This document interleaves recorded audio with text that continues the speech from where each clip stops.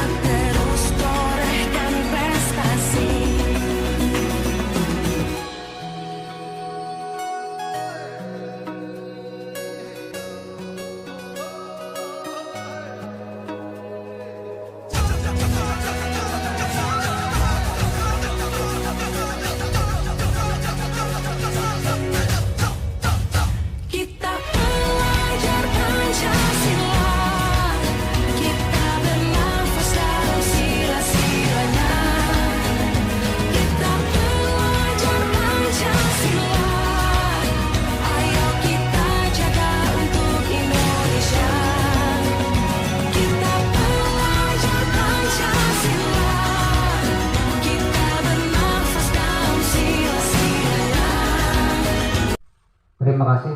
Bismillahirrahmanirrahim. Assalamualaikum warahmatullahi wabarakatuh. Dan selamat siang. Yang saya hormati Wakil Kepala Sekolah beserta seluruh koordinator serta pengelola bidang. Yang saya hormati rekan-rekan guru beserta seluruh pegawai lainnya. Pertama, marilah kita memanjatkan puji dan syukur kepada Allah Subhanahu wa Ta'ala sehingga pada siang hari ini kita dapat berkumpul di tempat ini dalam keadaan sehat walafiat. Kedua, terima kasih kepada Ibu Aru dan Ibu Okta yang telah bersedia dan terpilih mengikuti CGP yang pada saat ini berkesempatan untuk mengadakan pengimbasan atau berbagi kepada kita semua tentang budaya positif di sekolah. Untuk itu kepada kita semua dimohon kiranya bisa menyimak dan mendengarkan dengan baik sehingga apa yang menjadi tujuan dari pengimbasan ini dapat tercapai dan pada gilirannya dapat kita terapkan dalam kehidupan sehari-hari dalam rangka menyiapkan peserta didik kita dengan profil pelajar Pancasila untuk menyongsong Indonesia maju. Semoga Allah merestui usaha kita selanjutnya mengenai apa, mengapa dan bagaimana sebaiknya penerapan budaya positif di sekolah kita. Kepada beliau berdua waktu dan tempat dipersilakan. Terima kasih untuk Bapak Kepala Sekolah Pak Kalamsah SPD yang tadi sudah memberikan pengantar bagi dua orang CGP. Dan di sini untuk acara selanjutnya adalah penyampaian materi pengimbasan dari dua orang CGP Angkatan 6 Barsel di SMPN 4 Dusun Selatan. Dalam hal ini CGP di sini ada dua orang, saya dan Bu Okta, dan kami berdua akan berbagi untuk menyampaikan pengimbasan materi modul 1.4 tentang budaya positif sekolah. Yang pertama kami berikan kesempatan kepada Ibu Okta Piara Mayana, CGP Angkatan 6 Barito Selatan. Kepada Ibu Okta disilakan. Terima kasih kesempatan yang diberikan kepada saya. Saya akan menyampaikan tentang materi budaya positif. Yaitu pertama saya akan menjelaskan kesimpulan dari modul 1. Jadi pada saat ini kami sudah menyelesaikan modul 1, yaitu kesimpulan ada beberapa di sini. Yang pertama di situ dijelaskan guru tombak perubahan pendidikan. Yang kedua, nilai penting dalam penerapan yang mengutamakan karakter peserta didik. Yang ketiga, di situ dijelaskan profil pelajar Pancasila yang sudah disampaikan pembuka oleh Pak tadi, yaitu yang bertakwa kepada Tuhan Yang Maha Esa, berakhlak mulia, berkebinekaan global, bergotong royong, mandiri, bernalar kritis dan kreatif. Inilah yang kita harapkan diterapkan kepada siswa-siswi kita di dalam calon guru penggerak yang kami sudah pelajari. Dan yang terakhir, profil pelajar Pancasila adalah visi mengenai karakter dan kemampuan pelajar Indonesia serta gambaran alur perkembangannya. Pendahuluan, budaya positif adalah suatu lingkungan positif yang terdiri dari warga sekolah yang saling mendukung, saling belajar, saling hingga terciptanya kebiasaan yang baik yang akan tumbuh menjadi karakter baik warga sekolah dan pastinya sesuai dengan karakter profil pelajar Pancasila yang diharapkan. Selanjutnya, disiplin positif dan nilai-nilai kebajikan universal menurut teori kontrol Dr. William Glasser. Ada beberapa di sini. Yang pertama, di sini dijelaskan ilusi guru mengontrol murid. Penjelasannya, pada dasarnya kita tidak dapat memaksakan murid untuk berbuat sesuatu jika murid itu memilih untuk tidak melakukannya. Walaupun tampaknya guru sedang mengontrol perilaku murid, hal demikian terjadi karena murid sedang mengizinkan dirinya dikontrol oleh guru itu. Saat itu bentuk kontrol murid guru menjadi kebutuhan dasar yang dipilih murid tersebut. Teori kontrol ini menyatakan bahwa semua perilaku memiliki tujuan, bahkan terhadap perilaku yang tidak disukai. Ini teori yang pertama. Selanjutnya, ilusi bahwa semua pengetahuan positif efektif dan bermanfaat. Penjelasannya, penguatan positif atau bujukan adalah bentuk-bentuk kontrol. Segala usaha untuk mempengaruhi murid agar mengulangi suatu perilaku tertentu, suatu usaha untuk mengontrol murid tersebut dalam jangka waktu tertentu. Kemungkinan murid tersebut akan menyadari dan mencoba untuk menolak bujukan kita, atau bisa jadi murid tersebut menjadi tergantung pada pendapat sang guru untuk berusaha. Yang ketiga, ilusi bahwa kritik dan membuat orang merasa bersalah dapat menguatkan karakter. Maksudnya di sini, menggunakan kritik dan rasa bersalah untuk mengontrol murid menuju pada identitas gagal. Artinya mereka belajar untuk merasa buruk tentang diri mereka. Mereka mengembangkan dialog diri yang negatif. Kadangkala sulit bagi guru untuk mengidentifikasi bahwa mereka sedang melakukan perilaku ini, karena seringkali guru cukup menggunakan suara halus untuk menyampaikan pesan negatif. Next. Yang keempat, ilusi bahwa orang dewasa memiliki hak untuk memaksa. Penjelasannya, banyak orang dewasa yang percaya bahwa mereka memiliki tanggung jawab untuk membuat murid-murid melakukan hal-hal tertentu yang mereka inginkan. Apapun yang dilakukan dapat diterima selama ada sebuah kemajuan berdasarkan sebuah pengukuran kinerja. Pada saat itu pula, orang dewasa akan menyadari bahwa perilaku memaksa tidak akan efektif untuk jangka panjang, dalam waktu yang cukup panjang, dan sebuah hubungan permusuhan akan terbentuk karena tindakan kemusuhan tadi. Oke, langkah-langkah dalam mewujudkan budaya positif di sekolah. Yang pertama, kita harus mengubah paradigma teori stimulus respon menjadi perubahan paradigma tentang teori kontrol. Ini yang menjadi perbedaannya. Next. Ya, ini perbedaan tentang stimulus respon dan teori kontrol. Kalau kita melihat stimulus respon ini realitas atau kebutuhan sama. Kontrol, realitasnya kebutuhan kita itu berbeda satu dengan yang lain. Jadi siswa itu tidak sama kebutuhannya. Yang kedua, kita menanggapan stimulus respon ini semua orang yang sama. Sedangkan kontrol, orang memiliki gambaran yang berbeda satu dengan yang lain. Perbedaan yang ketiga, stimulus respon kita mencoba orang agar sama dengan kita. Teori kontrol, kita berusaha memahami pandangan orang lain tentang dunia. Yang keempat, dilihat sebagai suatu kesalahan. Teori kontrol, semua perilaku memiliki tujuan. Apapun yang dilakukan ada tujuannya. Selanjutnya yang kelima, orang bisa mengontrol saya. Sedangkan di teori kontrol jelaskan, hanya Anda yang bisa mengontrol diri Anda. Tidak ada seorang pun yang dapat mengontrol diri kita, termasuk siswa. Dan yang selanjutnya, saya bisa mengontrol orang lain. Jadi bisa mengontrol orang lain. Ada kaitannya dengan selanjutnya, pemaksaan ada pada saat rujukan gagal. Teori adanya kolaborasi, menciptakan pilihan-pilihan baru, memaksakan tetapi kolaborasi atau kerjasama. Yang terakhir, pemikiran. Kalau kita membahas stimulus respon, itu membahas tentang menang kalah. Sedangkan di teori kontrol itu tidak ada menang kalah, tetapi semua menang. Makanya kalau kita lihat sekarang kurikulum yang baru, tidak ada peringkat, tetapi semua sama. Itu salah satu tahapan yang sudah mulai direalisasikan di dunia pendidikan. Next.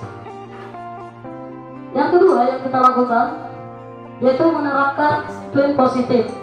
Disiplin katakan, disiplin positif itu dimulai dari diri kita sendiri. Artinya kita harus bisa menjadi teladan bagi warga sekolah, komunikasi dan berkolaborasi dengan positif, melaksanakan praktek yang baik atau aksi nyata yang sudah. Dan ini dilakukan secara berkesinambungan, bukan hanya 1-2 kali. Contohnya dalam pembelajaran, seperti apa kita melakukannya disiplin.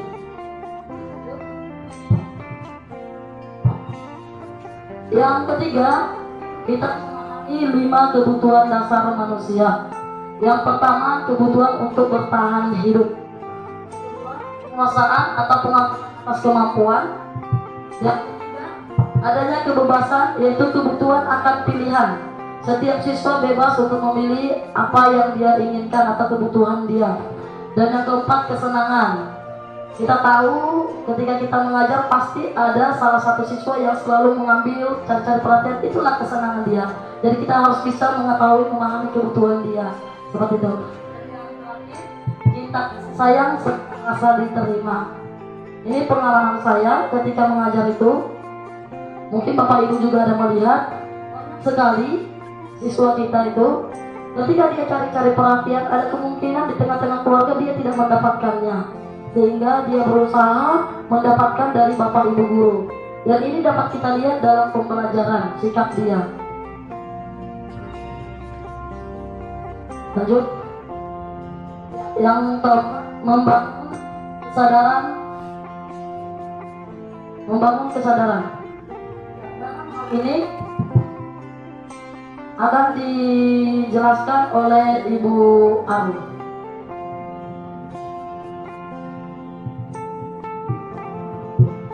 Baik, terima kasih untuk kesempatan ini. Saya akan melanjutkan untuk menjelaskan dari materi pengimbasan, yaitu bagian yang keempat adalah membangun kesadaran. Dasar dari membangun kesadaran ini adalah teori motivasi Diane Gossen, yaitu di situ ada 3 teori yang kita ketahui. Bahkan kalau kita secara nalar itu memang benar terjadi dalam kehidupan kita pembelajaran sehari-hari. Teori tersebut yang pertama adalah untuk menghindari ketidaknyamanan atau hukuman. Kemudian yang kedua tujuan manusia itu untuk mendapatkan imbalan atau penghargaan dari orang lain. Yang ketiga, untuk menjadi orang yang mereka inginkan, dalam hal ini adalah murid itu sendiri inginkan, dan menghargai sendiri dengan nilai-nilai yang mereka percaya. Nah, dalam hal ini bagaimana membangun kesadaran berdasarkan teori itu, yang diinginkan dari modul 1.4 tentang budaya positif sekolah ini adalah untuk motivasi yang ketiga, yaitu untuk menjadi orang yang murid itu sendiri inginkan dan menghargai diri sendiri dengan nilai-nilai yang mereka percayai. Dalam artian mereka terpicu punya motivasi dari dalam diri mereka sendiri. Motivasi dari dalam diri mereka sendiri untuk mereka bisa menjadi lebih baik. Kemudian memahami 5 posisi kontrol. Bapak Ibu sekalian, dalam pembelajaran kita sehari-hari mungkin kita akan melihat ada 5 posisi kontrol ini yang sering terjadi dalam kehidupan kita sehari-hari. Dan dalam modul ini diperkenalkan 5 posisi kontrol itu adalah, mungkin ini juga bisa menjadi evaluasi bagi diri kita, sebenarnya diri kita itu berada pada posisi kontrol mana selama ini. Baik, yang pertama, untuk mewujudkan disiplin yang positif, guru di sekolah memiliki posisi kontrol yang penting, yaitu yang pertama, di sini ada 3 posisi penting yang dianjurkan oleh modul ini, yaitu yang pertama adalah control manager.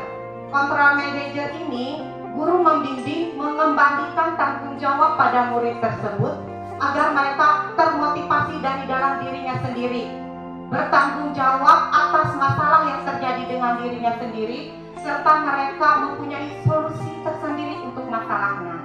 Itu untuk control manager. Kemudian turun tingkatannya lagi yang kedua, kontrol pemantau. Kalau kontrol pemantau ini lebih identik terhadap konsekuensi. Artinya sudah ada kesepakatan antara guru dan murid tadi. Murid tetap dipantau kesungguhannya, tapi dalam hal ini murid tidak bisa kita lepaskan sendiri. Tetap kita harus mengawasi karena benar atau tidak dia melaksanakan konsekuensi tersebut. Artinya murid tidak berjalan sendiri. Motivasinya itu tidak murni dari dirinya sendiri, dipengaruhi oleh orang lain. Itulah tadi ada teori stimulus yang disampaikan oleh Bu Okta.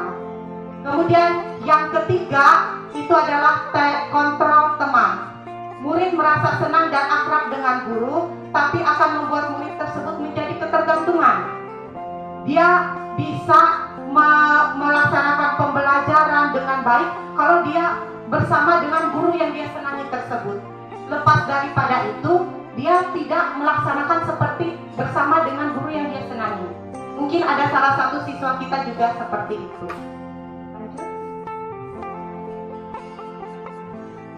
Kemudian di dalam modul ini, posisi kontrol yang harus dihindari dalam mendisiplinkan positif bagi murid adalah yang pertama posisi kontrol penghukum. Karena kita tahu bahwa hukuman itu pasti bersifat memaksa siswa. Jika itu bersifat memaksa, maka nanti akan mempengaruhi mental murid tersebut. Murid tersebut jadi pemarah, murid tersebut merasakan dendam, kecewa dan agresif. Karena apa? Karena hukuman itu diperintahkan kepada dia. Suka atau tidak suka, dia harus melakukannya. Jadi mentalnya tadi, mental yang terbentuk adalah seperti pemarah, pendendam, kecewa dan agresif. Kemudian yang kedua itu berada pada kontrol pembuat merasa bersalah. Dalam hal ini, murid akan merasa menjadi orang yang gagal, orang yang tidak bisa membahagiakan orang lain, dan menyalahkan diri sendiri, emosi yang terpendam. Sebagai contoh, misalnya kalau saya marah, gara-gara kamu ibu sampai dimarahi kepala sekolah, gara-gara kamu temanmu itu sampai tidak bisa mengikuti pelajaran. Yang terpola di otaknya pasti, saya tidak berguna, saya bersalah terhadap teman saya. Yang terpola adalah pemikiran-pemikiran yang seperti itu. Itu adalah kontrol pembuat rasa bersalah. Nah, di atas dari kontrol teori kontrol itu tadi, saya juga di sini menitik beratkan juga dalam pelaksanaan kontrol, karena teori kontrol itu juga berdasarkan pada nilai-nilai kebajikan, nilai-nilai universal. Maka itu diawali dari melaksanakan keyakinan kelas. Bapak Ibu sekalian, melaksanakan keyakinan kelas ini memang tidak mudah. Karena apa? Karena anak itu selama ini mereka sudah terpola untuk menerima peraturan kelas yang bersifat memaksa tadi. Nah, kalau di sini dalam modul ini, peraturan kelas itu yang diminta dibikin dalam bentuk keyakinan kelas. Apa itu keyakinan kelas? Keyakinan kelas adalah nilai kebajikan universal yang disepakati secara tersirat dan tersurat lepas dari latar belakang suku, negara, bangsa maupun agama, di mana menekankan keyakinan seseorang akan lebih memotivasi seseorang dari dalam. Dalam artian, keyakinan kelas ini adalah modifikasi dari peraturan kelas. Hanya bahasa atau kata-katanya itu diatur sedemikian rupa sehingga yang memudahkan atau mengenakan perasaan siswa tersebut. Nah, ini adalah nilai-nilai kebajikan dari 6 institusi atau organisasi yang dianjurkan oleh budaya positif dalam modul 1.4 Merdeka Belajar. Di antaranya yang terutama, seperti beberapa minggu yang lalu, Bapak Kepala Sekolah juga selalu menyampaikan tentang profil pelajar Pancasila. Di situ ada 6 profil pelajar Pancasila: beriman bertakwa kepada Tuhan Yang Maha Esa dan berakhlak mulia, mandiri, bernalar kritis, berkebinekaan global, bergotong royong, dan kreatif.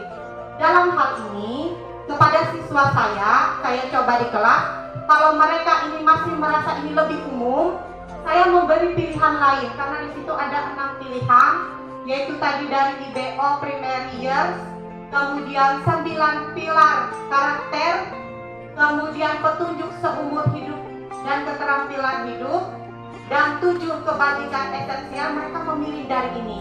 Jika tidak ada di satunya, mereka memilih ke satu organisasi yang lain untuk mengacu nilai-nilai. Dan yang terakhir, di situ ada proyek nilai-nilai kebajikan. Saya dan Ibu Okta juga kemarin ada mempraktekkan ini dalam membuat keyakinan kelas di Paski. Kami memberikan pilihan kepada siswa. Mereka masih bingung dari profil tadi terlalu umum, kemudian memilih ke organisasi yang seterusnya sampai ke 6. Lalu pada proyek ini adalah rangkumannya. Kami persilakan mereka memilih proyek nilai mana yang ingin dimasukkan dalam kelas. Ternyata dari beberapa anak itu banyak yang memilih sama, hanya mereka mengembangkan lagi kalimat-kalimatnya yang sesuai mereka yakini. Kami percaya bahwa sesuatu yang diyakini itu mampu untuk dilakukan oleh anak-anak di atas daripada paksaan tadi. Nah, ini adalah contoh di kelas saya, keyakinan kelas siswa 8B dengan kalimat mereka sendiri. Nah, ini contohnya Bapak Ibu sekalian. Pada dasarnya ini isinya itu tentang peraturan kelas. Hanya di peraturan kelas itu pasti bunyinya jangan, tidak boleh, seperti itu. Kalau ini dibikin kalimatnya itu yang mempermudah siswa, seperti meluluhkan hati siswa supaya dia mengikuti kata-kata yang dia bikin tadi. Mungkin contoh salah satunya seperti itu, nomor 1, kami saling mendoakan dan meminta pertolongan Tuhan jika dalam kesulitan. Kemudian kami saling menghormati, menghargai dan mengasihi satu sama lainnya, dan seterusnya. Kemudian juga ini ada beberapa juga karena memang mereka kemarin banyak dengan versi kata-kata sendiri, jadi saya ketikkan seperti itu. Mungkin juga di situ kami menghargai teknologi sebagai sarana terkini dan tepat guna, seperti itu. Ini beberapa contohnya. Nah, kemudian berdasarkan nilai-nilai itu tadi dan posisi kontrol yang diinginkan tadi, adalah ada 3, manajer, pemantau, dan teman. Nah, dalam hal itu digunakan serta dengan keyakinan kelas tadi digunakan untuk kita menerapkan segitiga restitusi. Segitiga restitusi itu apa? Restitusi itu merupakan sebuah proses pendekatan menciptakan kondisi disiplin positif bagi murid dari motivasi diri sendiri untuk memperbaiki kesalahan mereka, belajar dari kesalahan, dan menemukan solusi secara mandiri bertanggung jawab. Sehingga mereka bisa kembali pada kelompok mereka sendiri dengan karakter yang lebih kuat. Tahapan restitusi itu adalah menstabilkan identitas, validasi tindakan yang salah, menanyakan keyakinan. Bapak Ibu sekalian, segitiga restitusi ini kita gunakan dalam menghadapi permasalahan sehari-hari yang terjadi dengan siswa kita. Mungkin salah satunya tadi, kalau siswa kita bersalah, kita pasti berpikir untuk menghukum. Itulah yang masuk dalam produk gagal tadi, menghukum siswa. Kemudian kalau di dalam modul ini, menghukum itu tadi tidak dipersilahkan kepada gurunya, tapi diberikan solusi yang terbaik adalah untuk menggunakan segitiga restitusi dengan alasan bahwa siswa itu memiliki motivasi dalam diri, mengakui kesalahannya, kemudian mereka menyadarinya, mereka termotivasi apa yang harus mereka lakukan sesuai dengan kesalahannya tersebut. Nah, segitiga restitusi itu bercirikan tiga pernyataan di dalamnya. Pernyataan itu diantaranya adalah yang pertama, menstabilkan identitas. Menstabilkan identitas itu kita mengakui bahwa anak itu melakukan kesalahan, tapi kita tidak memvonisnya, tapi kita bilang misalkan anak itu lupa, saya lupa Bu, hari ini pelajaran matematika saya lupa bawa buku. Nah, kalau yang di situ kita kalau saya dulunya saya bilang kayak, kenapa kamu lupa? Kenapa kamu tidak mempersiapkan dari malam tadi? Itu kan berarti stimulusnya itu dari kita. Kita menggali kesalahan mereka, tapi ini tidak. Tapi kita menanamkan siswa pada menstabilkan identitas itu, kita menstabilkan identitas bersalah mereka. Contohnya, kamu tidak apa-apa lupa. Ibu pun pernah lupa. Ibu pun bisa lupa. Tapi ketika kita melakukan kesalahan lupa itu tadi, pasti kita juga punya cara untuk mengatasi rasa lupa tersebut. Kita menggali kepemikiran mereka untuk mengingat kesalahan apa yang mereka lakukan. Nah, seperti itu, lalu mereka menggalinya sendiri, nanti mereka maunya apa, mereka mau jadinya apa. Kemudian validasi tindakan yang salah, di situ menggali solusi apa yang tepat untuk kesalahan mereka tadi, itu dari diri mereka. Dan yang ketiga, mengingatkan mereka untuk keyakinan kelas. Keyakinan kelas itu adalah yang dibikin mereka sendiri. Maka diingatkan lagi oleh wali kelasnya atau guru yang bersangkutan. Baik Bapak Ibu, di sini ada beberapa contoh. Kemarin kami mencoba mendemonstrasikan kegiatan segitiga restitusi itu pada siswa kita. Mungkin bisa kita saksikan bersama-sama.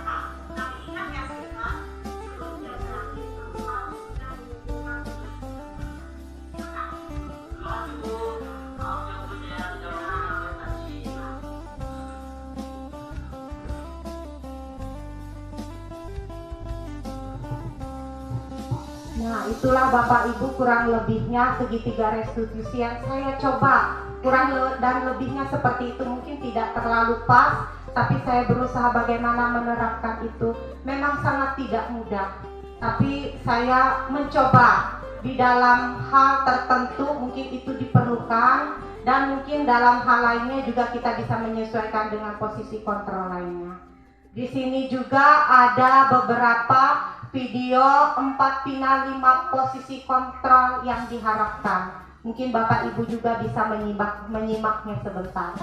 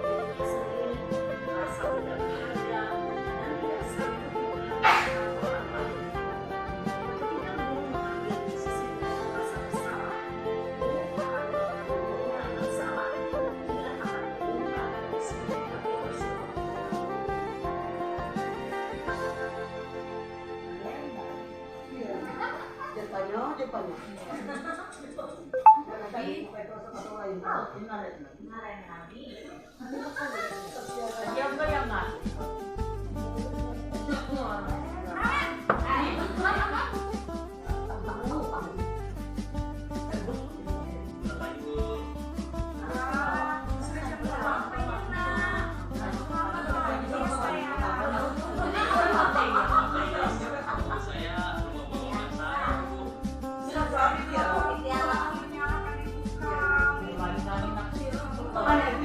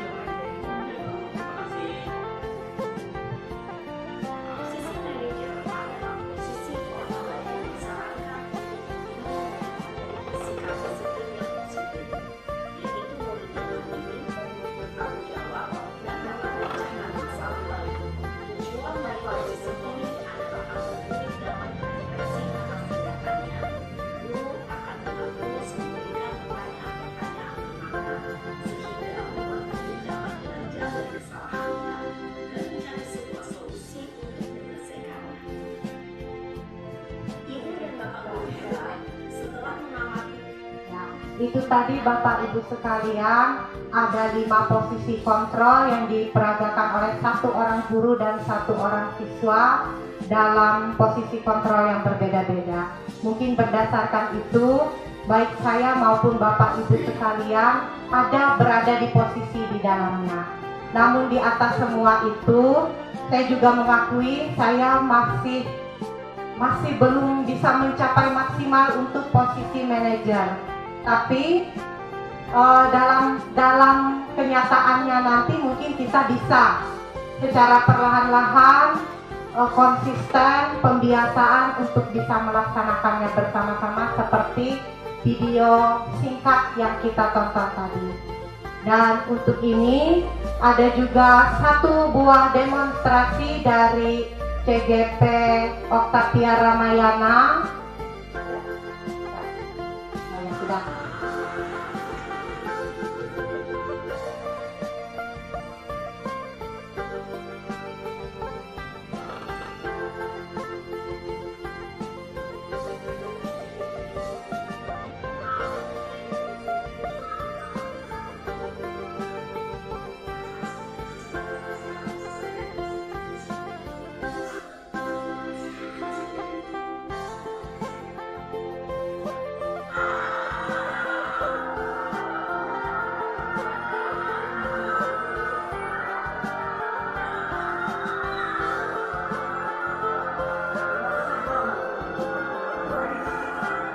Segitiga restitusi Bu dari Bu Okta demonstrasi.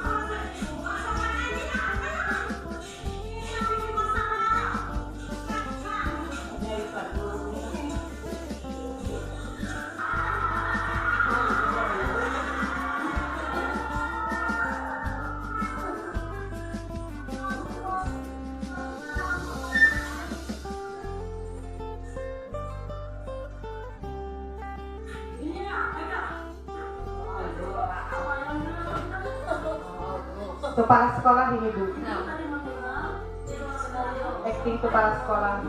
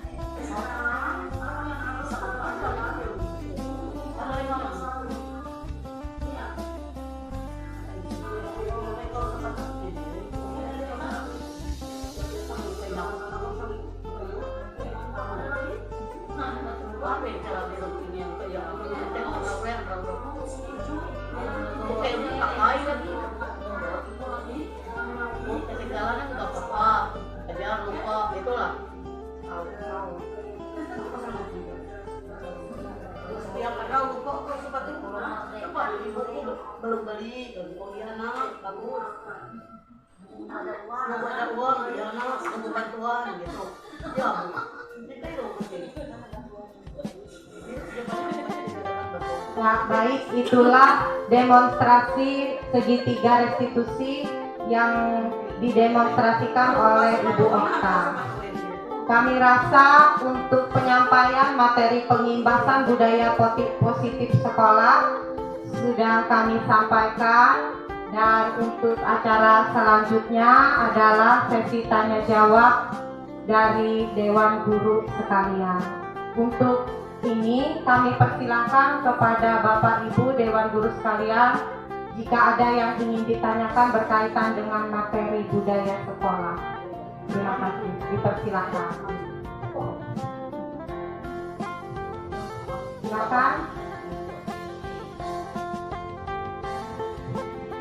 Ya, Ibu Susanti. Silakan kepada Ibu Susanti. Terima kasih atas kesempatan yang diberikan kepada kami untuk bertanya.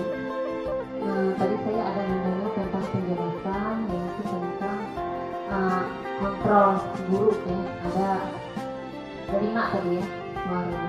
Nah, jadi tadi ada saya menyimak juga kontrol penghukum. Nah, saya juga tadi mendengar penjelasan tadi salah satu identitas gagal pada kontrol guru adalah sebagai hukum. Nah, dalam hal ini saya selaku guru, ya, wali kelas juga, ya, kerap kali memakai kontrol tersebut untuk menghukum anak-anak yang melakukan pelanggaran tata tertib. Nah, lalu setelah saya mendengarkan penjelasan ibu ini tadi bahwa hal itu mungkin tidak boleh lagi dilakukan ya kalau kita sebagai penghukum. Nah, lalu pertanyaan saya di sini adalah lalu bagaimana saya bisa mengimplementasi kontrol untuk identitas berhasil ya dalam proses belajar mengajar misalnya. Saya juga sebagai wali kelas, ini mohon penjelasan dari Ibu Aru dan juga mungkin Ibu Okta. Terima kasih. Ya, terima kasih kepada Ibu Susanti yang menanyakan tentang posisi kontrol penghukum. Saya sangat mengerti dengan keadaan Ibu Susanti. Beliau wali kelas, juga pengajar, juga sekalian guru BP. Di sini Bu, kita tidak serta-merta untuk bisa merubah sesuatu tutup plak menjadi segitiga restitusi. Saya juga menyadari selama ini saya berada posisi kontrol saya itu teman. Tapi dalam tuntutan kurikulum merdeka itu yang diinginkan, karena keberpihakan kepada murid itu yang menjadi tujuan dalam kurikulum merdeka ini. Nah, dalam hal ini Bu, kita bisa mencoba. Kita tidak bisa mengubah sifat kita, dari pemarah harus menjadi lemah lembut. Itu sangat sulit. Karena apa? Itu sudah berproses lama. Tapi ketika kita memperoleh ilmu baru dan itu lebih baik, kita mungkin bisa mencobanya. Kita merasakan apa bedanya. Yang diinginkan oleh segitiga restitusi itu adalah motivasi dari diri anak itu sendiri. Kita hanya menjadi fasilitator mereka, mengarahkan mereka, menuntun mereka sebagaimana baiknya. Tapi terpola di otak mereka itu, mereka bisa secara sadar berpikir sendiri. Itu yang diinginkan tadi. Jadi saya rasa untuk menjadi posisi yang produk yang berhasil tadi, kita perlu tahap, kita perlu proses untuk mencapai tujuan yang tepat tadi. Kita coba sedikit demi sedikit, kita coba di tindakan tertentu yang nantinya itu akan menjadi kebiasaan. Lama-lama itu akan menjadi kebiasaan, baik bagi pembiasaan bagi kita guru maupun bagi siswa tadi. Nah, secara lama-lama itu akan menjadi suatu lingkungan positif karena sudah dicoba. Setelah sudah dicoba, kita bisa merasakan apa keuntungannya. dan dari lingkungan positif murid sekitar kelasnya yang nantinya akan menjadi suatu budaya positif sekolah untuk menggunakan segitiga restitusi tadi. Saya kira seperti itu Bu, kita berproses saja. Nah, ada yang Ibu tanyakan lagi? Atau ada? Ya, bisa dipahami?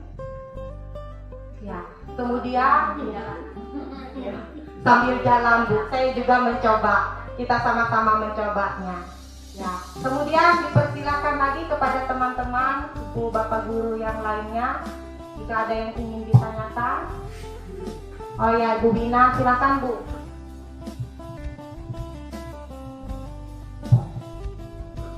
Terima kasih atas kesempatan yang diberikan kepada saya. Tadi ada dijelaskan tentang kebutuhan dasar siswa.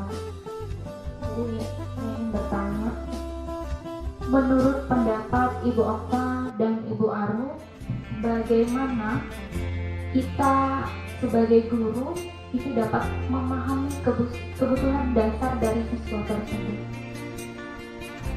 Mungkin Bu Okta, Mungkin bisa dijelaskan. Terima kasih. terima kasih Bu Bina. Ya, terima kasih buat pertanyaan yang disampaikan oleh Bu Lina. Di sini saya tadi menjelaskan ada 5 kebutuhan dasar manusia. Pertanyaannya, kita sebagai guru bagaimana memahami kebutuhan dasar siswa? Pada pertemuan kami CGP ini juga menjadi pertanyaan, dan melalui pembelajaran ini kami menemukan jawabannya. Jadi kita sebagai guru, kita dalam pembelajaran bisa melihat dalam pertemuan. Selain itu, kita juga bisa melalui pembagian angket. Jadi dalam angket itu pertanyaan-pertanyaan yang memuat tentang kebutuhan-kebutuhan manusia. Sehingga melalui angket itu kita bisa merekap dan kita akan mengetahui apa yang menjadi kebutuhan siswa itu. Dan tanpa kita sadari, dari banyaknya siswa satu ruangan itu, misalnya kelas 9, misalnya di situ ada sekitar 30, itu berbeda semua kebutuhannya. Ada salah satu siswa itu pengennya itu dia tuh senang melakukan, jadi dia nggak pengen dikontrol atau dikendalikan. Tetapi ada juga siswa itu pengen itu didekati, dipuji sehingga dia bisa mengeluarkan pendapat dia. Nah, itulah tugas kita sebagai guru untuk mengetahui memahaminya saat kita memberikan pembelajaran. Jika memang kita sulit menemukannya, kita bisa membuat angket seperti itu. Dan selanjutnya, saya mau menegaskan di dalam kebutuhan ini, saya percaya semua Bapak Ibu guru di sini kita tahu mana di sini siswa yang harus diakui, karena terkadang ada siswa itu yang gak senang dipuji. Saat dia bisa menjawab, dia dipuji, dia biasa saja. Tapi ada siswa yang senang dipuji, jadi kita angkat dia. Nah, di situ bisa kita kembangkan. Seperti itu penjelasan singkat yang bisa saya sampaikan. Terima kasih. Ya, kepada Ibu Wina bagaimana? Apakah bisa dipahami?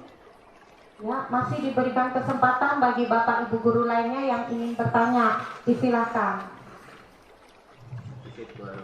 Ya, silakan Pak Rois. Terima kasih atas waktunya. Kaitannya apa yang sudah disampaikan dari Pak Rois, ya. ya, terima kasih atas waktunya.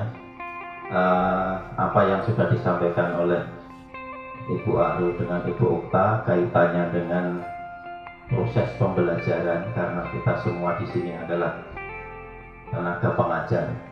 Nah, kemudian apa yang sudah saya sampaikan tadi, saya agak sedikit ada unek-unek yang mungkin agak sedikit bertentangan dengan apa yang disampaikan. Nah, tapi saya simak penjelasannya tadi, di situ ada Ibu Okta menjelaskan masalah berkompetisi di kelas. Kalau tidak salah gitu ya. Yang pertama tadi. Maksudnya kita dalam belajar atau di dalam sekolah itu kan kita berkompetisi atau bersaing di kelas. Bersaing maksudnya bersaing untuk mendapatkan kalau itu nilai yang bagus. Nah, Bu Okta kali kalau nggak salah menyampaikan kok sama gitu, ibarat bertanding itu kok semua menang. Nah, Itu yang sedikit ada ganjalan sedikit yang perlu saya sampaikan. Harusnya di situ memang di sekolah harus berkompetisi, harus bersaing antara siswa satu dengan yang lain untuk mendapatkan nilai yang bagus, kemudian mendapatkan peringkat atau ranking. Nah kemudian kalau semua menang, dalam arti menang ini mungkin kaitannya apa, berpredikat baik atau gitu, itu yang saya kurang bisa memahami. Mungkin itu silahkan untuk kalau unek-unek ini mungkin kaitannya dengan kurikulum yang dulu dengan yang merdeka ini ada sedikit ada sedikit di situ hal-hal yang perlu dipahami kembali. Mungkin itu, terima kasih. Ya, terima kasih buat Pak Rois atas pertanyaannya. Jadi ini dapat kita lihat perbedaan di dalam tabel ini stimulus respon dan teori kontrol. Seperti pertanyaan Pak Rois tadi yang terakhir, model berpikir menang kalah itu ditemukan di stimulus respon.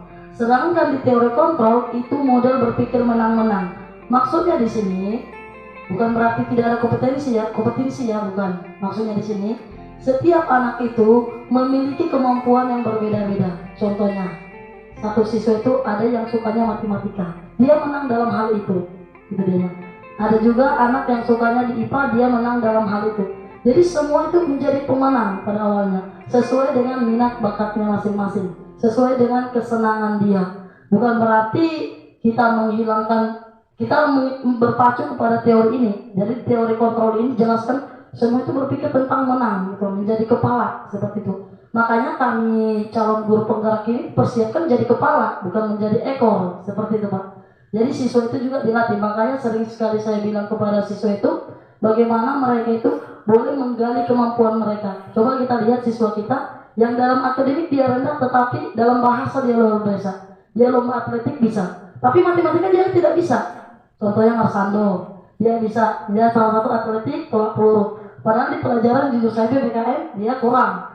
Bahkan kita tahu Antonius yang dasar membaca aja puyuh, susah sekali. Tetapi kenapa dia saat mewakili sekolah kita ke kabupaten dia menang, bahkan dia sampai ke provinsi lomba tanuhui dongeng. Itulah maksudnya menang-menang tadi.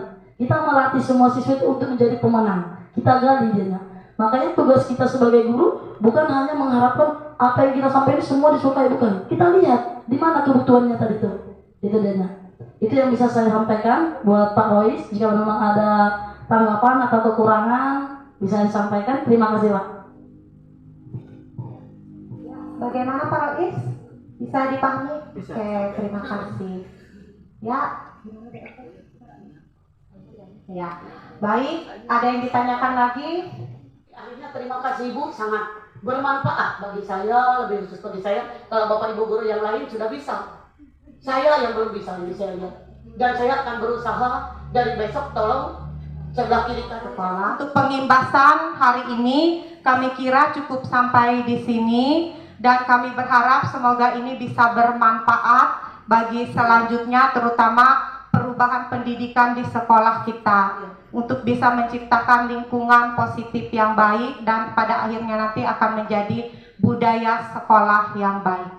Kami kira itu saja, kurang dan lebihnya kami ucapkan terima kasih. Selamat siang, salam Merdeka Belajar.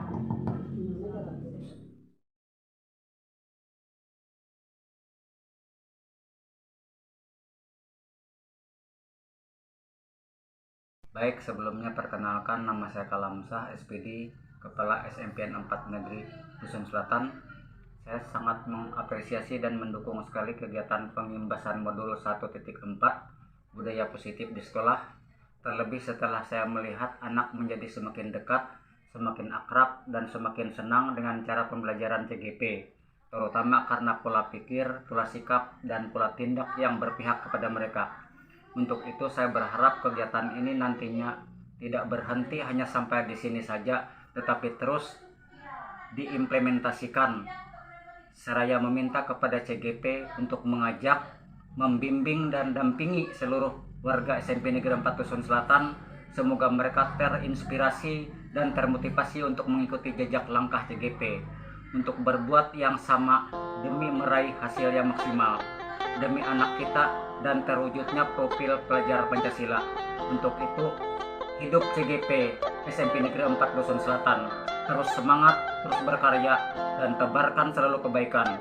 Salam Merdeka Belajar. Akhirnya semoga Allah Subhanahu wa Ta'ala memberkahi usaha kita. Terima kasih.